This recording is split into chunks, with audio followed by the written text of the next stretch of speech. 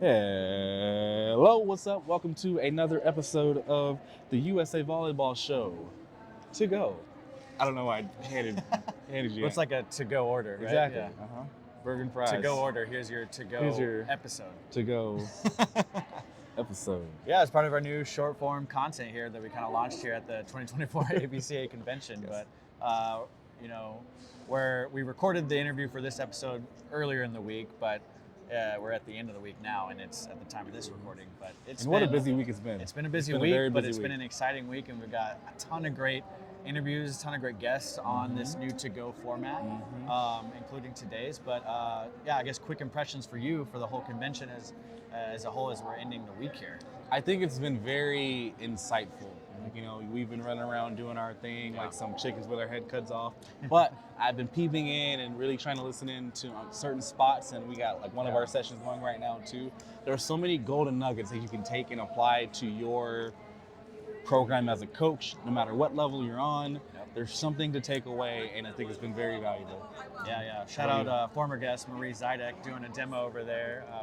Marie from DePaul University. So, we're kind of winding down here, but it's been an incredible week. Our third year at AVCA. Not one, not two, but three. 3 years here at the AVCA Convention, and hopefully many more, because it really is fun. It's a volleyball reunion. We've been saying that word all week, but it's fun. Before we talk about our guest, though, you didn't talk about your take on the whole. I mean, I think minus the weather, it's a little cold out there. It's kind of cold. It's a little bit. It's a little chilly. Honestly, I mean, it's been an incredible experience for me. Just seeing the convention center floor here, the marketplace. So many great vendors here. Yes. A lot of great influential people in volleyball too. And so I've had a lot of great conversations on the side, off camera, with so many people, and really have enjoyed my time here. I'm looking forward to many more years at this convention, hopefully. I think we're moving on to Kansas City next year too. Kansas City next year, and then back in my home state, 2026, San Antonio, Texas. We're really looking forward there. Great food there too. Oh yeah. Actually, two great city hosts in a row with Kansas City. From the food perspective, but So I guess let's just jump right into it.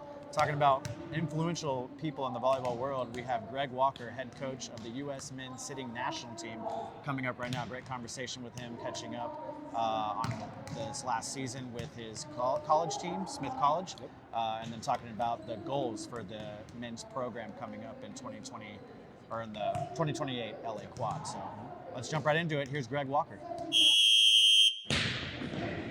Welcome back to the USA Volleyball Show to go, here this time with Greg Walker, the head coach of the U.S. men's sitting national team and head coach at Smith College. Is that correct? That is correct. All right, yeah. And I mean, speaking of Smith College, you had a great collegiate season, ended in a great tournament run for you guys too. Could you, tell me about how your season went, from start to finish? Yeah, I think it's all the coaches would say, right? It's not just I think the short term, it's like the long term. So when I went there, like the trust of the administration to build something and to truly contend.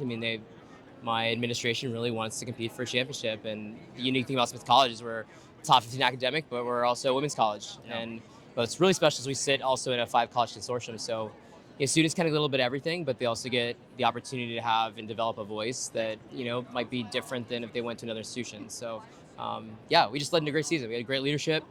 It was my first recruiting class through a 4-year cycle. Mm-hmm. So it was really cool to see. We recruited them during COVID, and we were like, you're gonna get it. We're gonna win the conference. And top team in our league was sitting in the NPI at number 2, and we had to beat them to win it. So it was pretty nice to have the momentum going into the NCAA tournament. And we were hoping to make the regional final, and whatever happens, but we went through a really tough, met a tough Ithaca team at the other side of that. So it was pretty, it was really great. It was a good run, and I was glad to see that senior class get a conference championship. And in this profession too, doing that is not easy in a top conference. So it's really cool. Definitely. Yeah. Congratulations on winning your conference. Thank you. It was great. What was that message to your team? Maybe at that moment, and then maybe at the end of the season, what was your message to the team?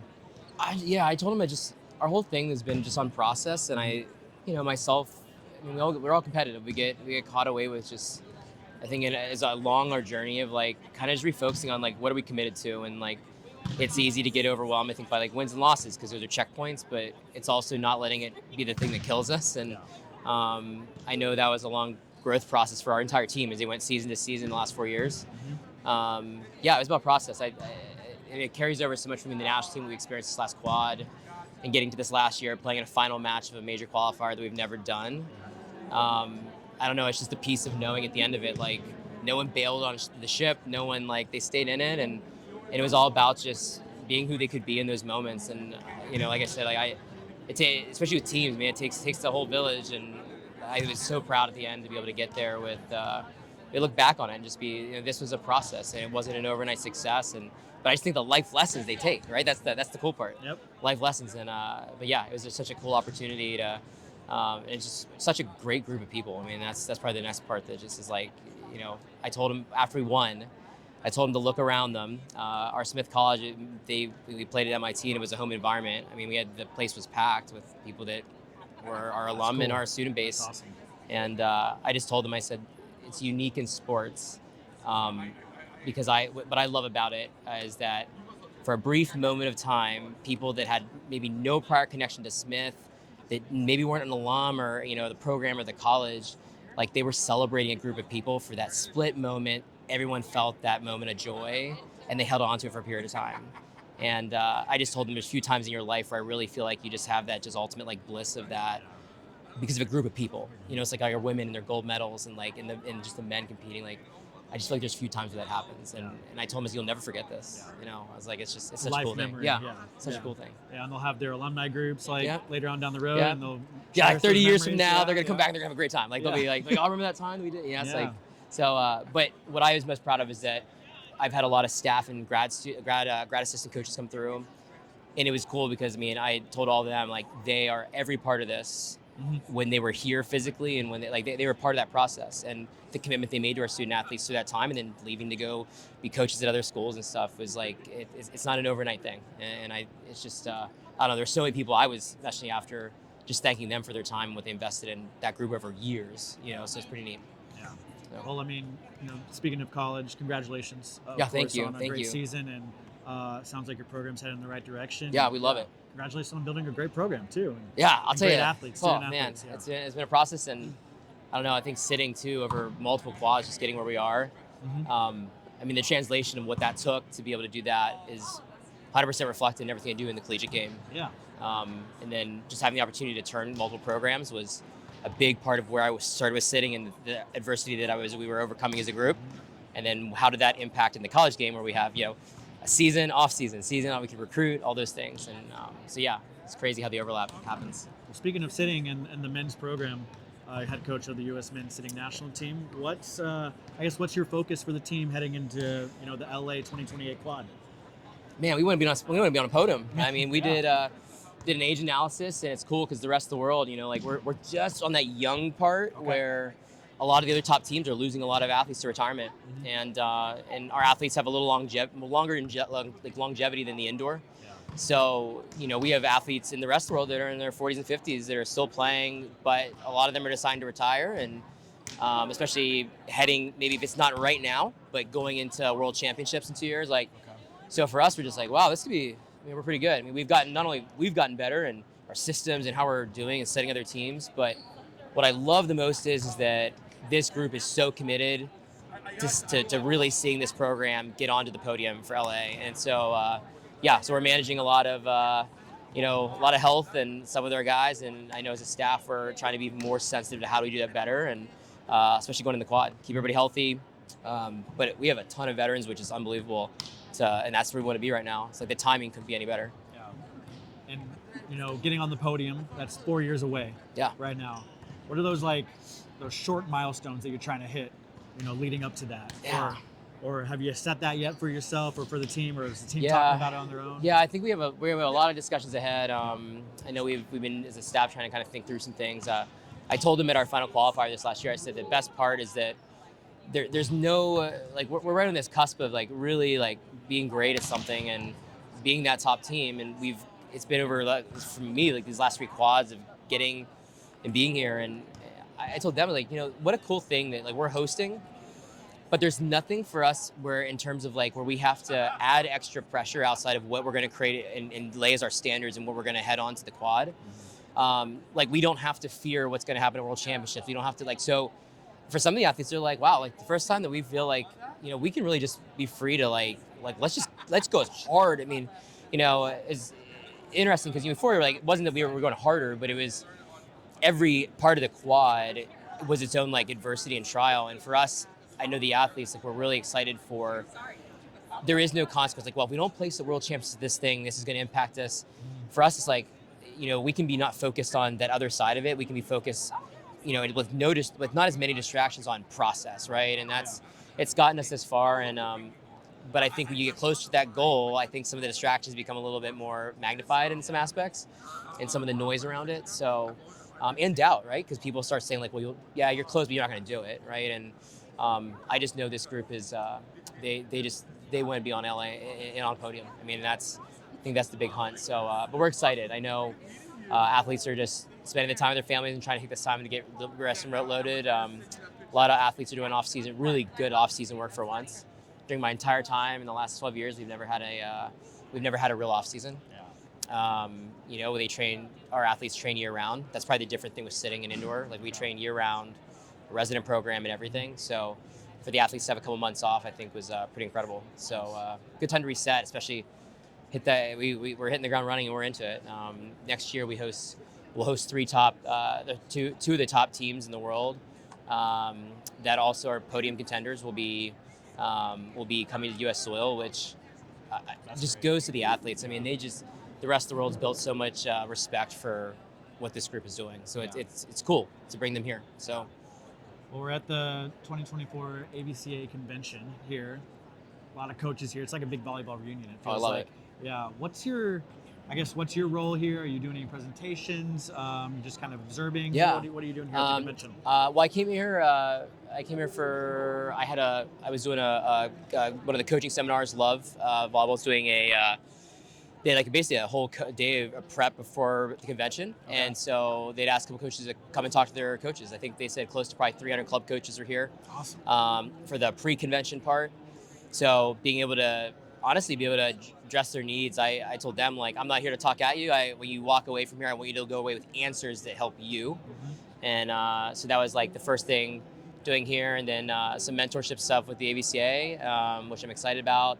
I'm excited. There's a 30 for 30 or 30 to 30 reunion alumni event they're doing, which is the first they're doing it. So I'm pretty excited for that.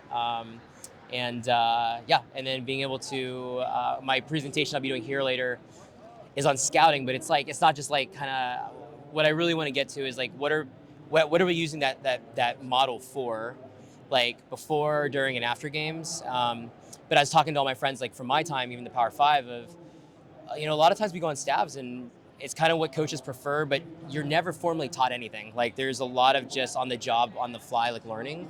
So, I talked to a lot of peers hey, if I, ask these questions on what do we do before, how do you review? Did the scout work? Are we going back to review those things, and kind of checking how you can better your process? A lot of my peers are saying that they don't do that. So what I presentations on is how do we take scouting, the model that we hear every year here, but how does it impact all the different levels? So I'm fortunate. I got 4 other coaches on my staff that are there, and we can do a lot. I have friends that they are the head coach, and that is the only position they have on their staff. So it's I also don't want to give them people and scouting and stuff they can't use. So it's I want them to leave the session to be hey, this is what here's my takeaway. This is what I can do regardless of my situation. And kind of just giving them the process and talking through some tools and then giving it to them to do with their program. So I'm excited, really excited. So you as the coach, is there anything you're hoping to get out of this convention? You coach at the collegiate level, the national team level. Is there anything you're hoping to get out of this? Everything. Yeah. I mean, I think it's just being in a community. I think is probably one of the most impactful things. Everybody's going through so many different things, and to be here and just to hold space with people is unbelievable. I just think it's a joyful time of year, and it's also hard for a lot of our friends and colleagues that things change. And I think just to be able to hold space with people and just to feel that community here, and to see people you haven't seen in a long time. I saw today at actually our Division III head coaches or coaching meeting, I saw a coach that I knew her back in high school, and that just brought so much joy to see her. And you know, she had a really good career in Division I, and just seeing her. I mean, it was crazy. And I don't know, it's just like those things you see is just really impactful.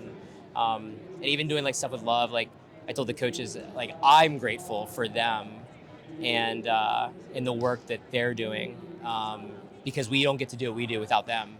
And I just was like, I'm so grateful that they are sharing this space with me, so that I can use experiences and tools to be able to help amplify their coaching and whatever they need and tools. So there's a heart full of gratitude to even have stuff like this that we can gather.